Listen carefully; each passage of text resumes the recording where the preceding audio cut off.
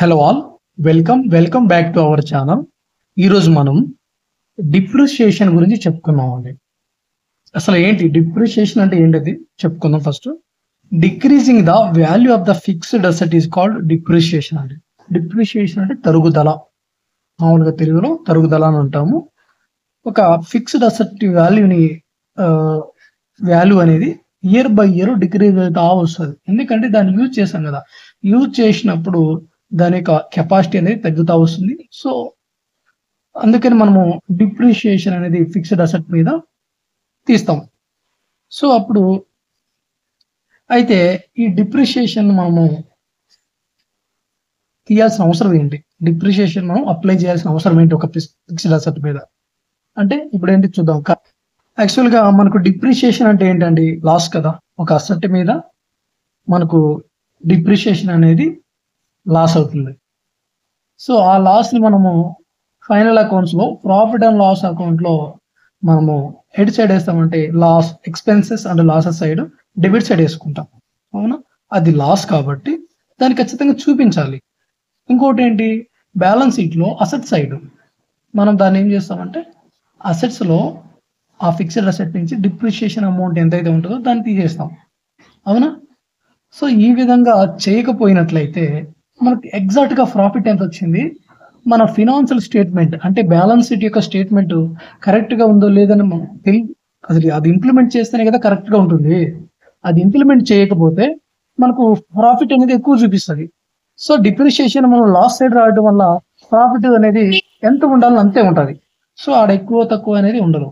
నువ్వు ఈ depreciation implement చేస్తే నీకు ఎగ్జాక్ట్గా ఎంత ప్రాఫిట్ వస్తుంది, ఎంత బ్యాలెన్స్ షీట్ యొక్క ఫినాన్షియల్ స్టేట్మెంట్ కూడా కరెక్ట్గా ఉంటుంది. ఓకే, అది ఒక కారణం అన్నమాట. ఇది మనం డిప్రిషియేషన్ అమలు చేయడానికి ఇంప్లిమెంట్ చేయడానికి ఒక కాజ్, అది నీడ్, దాని యొక్క అవసరం ఉంది. ఓకేనా. ఇంకోటి ఏంటంటే ఈ డిప్రిషియేషన్ అమౌంట్ మనం పర్ ఇయర్ తీస్తా వస్తాం కదండి, ఆ అమౌంట్ లాస్ట్ వరకు వచ్చేటప్పటికి ఇంకా ఒక సపోజ్ మనము ఒక మిషనరీని తీసుకుందామండి, ఒక మిషన్ని తీసుకుందాం. ఒక మిషన్ ఏంటి, అది యూజ్ చేసే కొద్దీ దాని యొక్క ఎఫిషియన్సీ తగ్గిపోతుంది, దానికి మధ్య మధ్యలో రిపేర్లు వస్తుంటాయి, ఇవన్నీ జరుగుతుంటాయి. ఫస్ట్ 2 years 1 year బాగానే పనిచేస్తుంది, తర్వాత మెల్లమెల్లగా దాని ఎఫిషియన్సీ అనేది తగ్గిపోతూ వస్తుంది. ఫర్ ఎగ్జాంపుల్ మీకు బాగా అర్థమయ్యేటట్టుగా చెప్తా చూడు. ఒక బైక్ ఉంది, బైక్ని కొన్నాం మనం. బైక్ని కొంటే ఒక 3 years బాగానే ఉంటుంది, ఓకే, అదంతా ఓకే. ఆఫ్టర్ 3 years తర్వాత దానికి రిపేర్స్ రావడం, ఇలాగ మెల్లమెల్లగా దాని యొక్క మైలేజ్ తగ్గడం, లేకుంటే దాని యొక్క స్పీడ్ అంటే అప్పట్లాగా ఇప్పుడు పికప్ ఉండకపోవడం, ఇలా జరుగుతూ ఉంటుంది. ఇలా ఎందుకు జరుగుతుంది అంటే యూజ్ చేయడం వల్ల మెల్లమెల్లగా దాని యొక్క ఎఫిషియన్సీ తగ్గుతుంది, దాని యొక్క పార్ట్స్ కూడా మెల్లమెల్లగా పాతబడిపోతూ ఉంటాయి. సో ఇలా జరుగుతూ ఉంటుంది కాబట్టి దాని మీద అది కూడా ఫిక్స్డ్ అసెట్టే కదా బైక్ అనేది కూడా. మీకు బైక్ చెప్తే బాగా అర్థమవుతుందని చెప్తున్నానండి. సో ఈ విధంగా దాని యొక్క వాల్యూ అనేది మెల్లమెల్లగా డిక్రీజ్ అయిపోతూ ఉంటుంది. మహా అంటే 10 years వాడతాం, 10 years తర్వాత దాన్ని ఏం చేస్తాం, వేరే వాళ్ళకి అమ్మేయడం జరుగుతుంది. సో లాస్ట్ మూమెంట్లో అది ఎందుకు పనికి రాకుండా పోతే ఎవరికి అమ్ముతామంటే ఒక స్క్రాప్ అది. కొంతమంది అదే పనిగా ఇనప సామాన్లు తీసుకొని వాళ్ళు ఇండస్ట్రీస్కి పంపిస్తూ ఉంటారు. ఎక్కడైతే ఇనుము తయారు చేస్తారో, స్టీలు, ఇనుము, అలాంటి వాళ్ళకి ఈ యొక్క స్క్రాప్ అంతా తీసుకొని అమ్ముతూ ఉంటారు. ఫైనల్గా ఇది ఎందుకు పనికి రాకుండా పోయినప్పుడు ఆ యొక్క మోటార్ సైకిల్ ఏదైతే ఉందో దాన్ని మనం వాళ్ళకి అమ్మేస్తాం. స్క్రాప్ కింద ఎవరైతే దీన్ని ఇనుప సామాన్లు తీసుకుంటారో వాళ్ళకి అమ్మేస్తామండి. దాన్ని మనం స్క్రాప్ వాల్యూ అంటాం. అప్పుడు అమ్మినప్పుడు వచ్చే అమౌంట్ని స్క్రాప్ వాల్యూ అంటాం. ఓకేనా. సో నెక్స్ట్ ఏంటంటే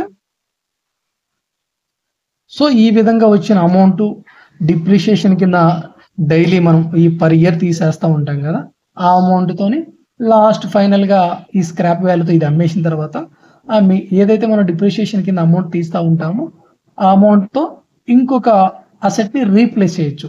ఓకేనా, ఇంకొక అసెట్ని రీప్లేస్ చేయొచ్చు. నెక్స్ట్ ఇంకేంటి, ఇంకోటి మనము యాక్చువల్గా డిప్రిషియేషన్ ఎందుకు చేస్తామండి, ఇంతకు ముందుగా ఏం చెప్పుకున్నాం, డిప్రిషియేషన్ చేయడానికి అవసరం ఏంటి, ఇప్పుడు కారణాలు ఏంటి, డిప్రిషియేషన్ మనం ఇంప్లిమెంట్ చేయడానికి కారణం ఏంటి. వేర్ అండ్ టియర్ అంటే మనం వేర్ అండ్ టియర్ అంటే తరుగుదల, అరుగుదల అంటాం కదా.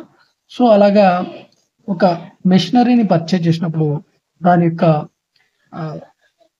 ఏవైతే పార్ట్స్ ఉంటాయో అవి మెల్లమెల్లగా అరిగిపోతూ ఉంటాయి. సో ఆ లాస్ని భర్తీ చేయడానికి మనం డిప్రిషియేషన్ని ఇక్కడ ఇంప్లిమెంట్ చేస్తాం. ఓకేనా. ఇంకొకటి వచ్చేసి ఫిజికల్ ఫోర్సెస్ అండి.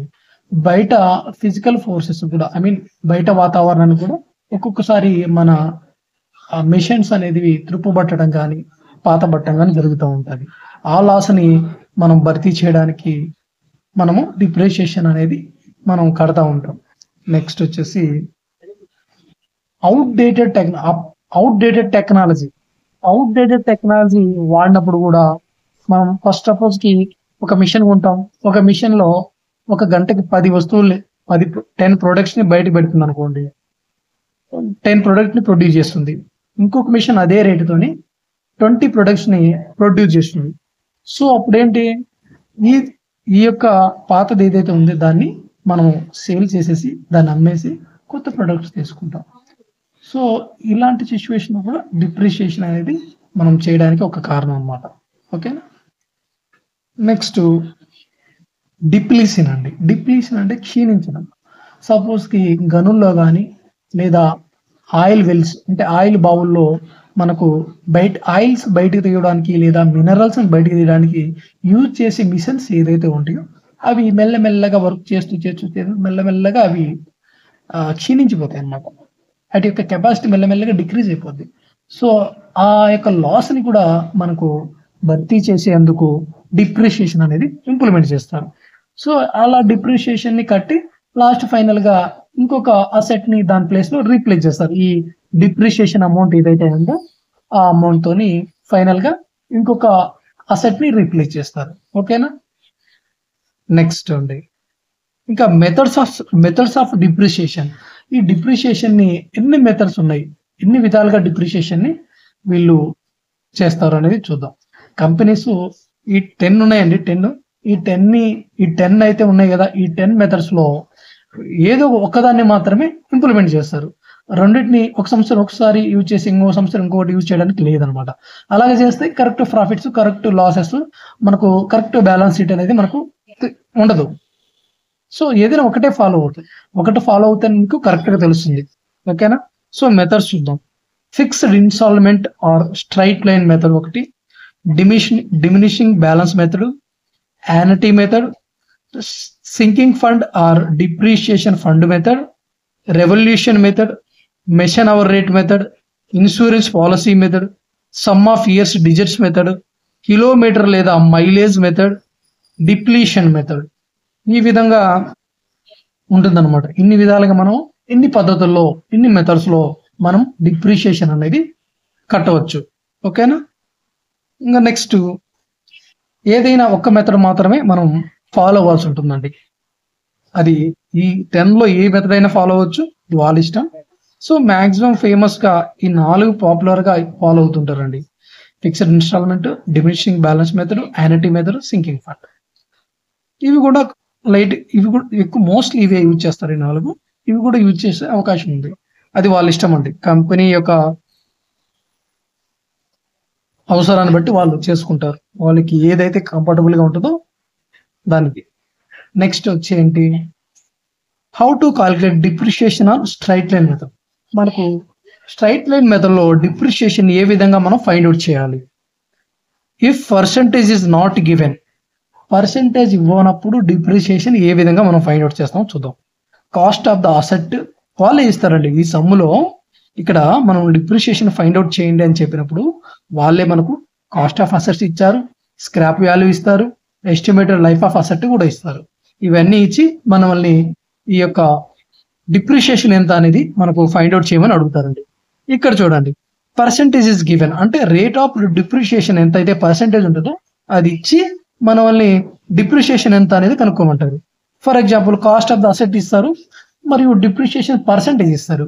అప్పుడు మనము cost of the asset suppose కి 10,000 అనుకుందాం cost of asset.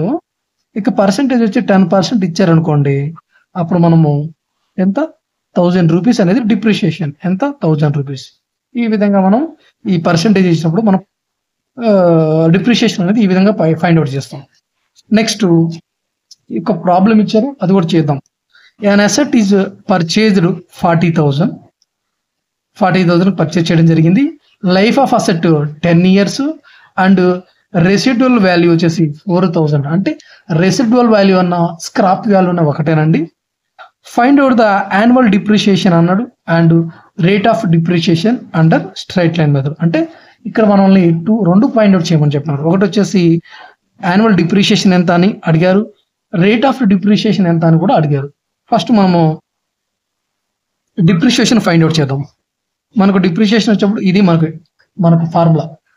First depreciation, cost of the asset ఎంత 40,000, కాస్ట్ ఆఫ్ ద అసెట్ 40,000. ఇంకా స్క్రాప్ వాల్యూ అంటే residual value or scrap value రెండు ఒకటేనండి. 4,000 బై ఇంకేంది estimated life of the asset. ఇక్కడ life of the asset అన్నాడు, అదేనండి estimated life of the asset అంటే 10 years. సో ఇదంతా వచ్చింది కాబట్టి ఇప్పుడు మనం డిప్రిషియేషన్ ఫైండ్ అవుట్ చేయొచ్చు. ఎంత 36,000, 3,600. ఓకేనా, ఇది మనకు డిప్రిషియేషన్ అనేది. ఇది పర్సెంటేజ్ ఇవ్వనప్పుడు. ఇప్పుడు మనం దీని నుంచి పర్సెంటేజ్ కూడా ఫైండ్ అవుట్ చేయొచ్చు. నెక్స్ట్ మనం పర్సెంటేజ్ ఏ విధంగా కనుక్కోవాలో కూడా చూద్దామండి. ఇక్కడ కాస్ట్ ఆఫ్ అసెట్ ఇచ్చాడు,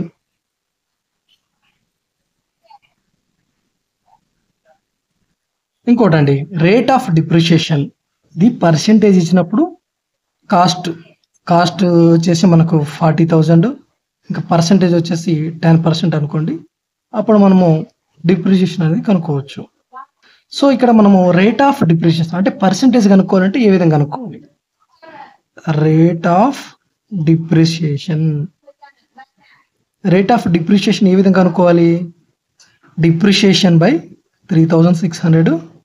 గుర్తుపెట్టుకోండి, డిప్రిషియేషన్ బై మనకు వచ్చిన డిప్రిషియేషన్ బై ఇక original cost of the asset. Original cost ఎంత 40,000 ఇంటూ 100 చేసినామంటే మనకు డిప్రిషియేషన్ యొక్క పర్సెంటేజ్ వస్తుందండి. ఓకేనా, డిప్రిషియేషన్ యొక్క పర్సెంటేజ్ వస్తుంది.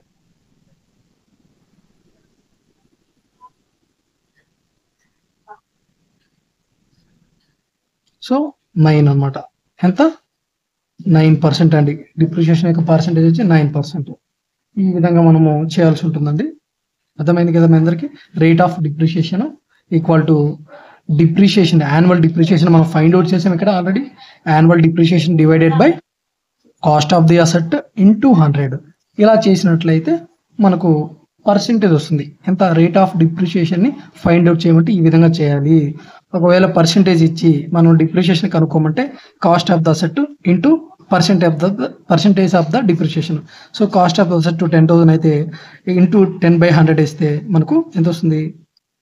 1,000 రూపీస్. ఇదే మనకు డిప్రిషియేషన్. ఓకేనా, పర్సెంటేజ్ ఇచ్చినప్పుడు ఈ విధంగా చేయాలి. పర్సెంటేజ్ మనల్నే ఫైండ్ అవుట్ చేయమన్నప్పుడు ఈ విధంగా ఫైండ్ అవుట్ చేయాలి. ఓకేనా అండి?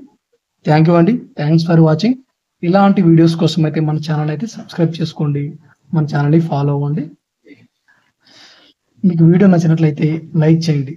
మీ ఫ్రెండ్స్ ఎవరైనా కూడా ప్రిపేర్ అయ్యే వాళ్ళు ఉంటే, ఎంఈసి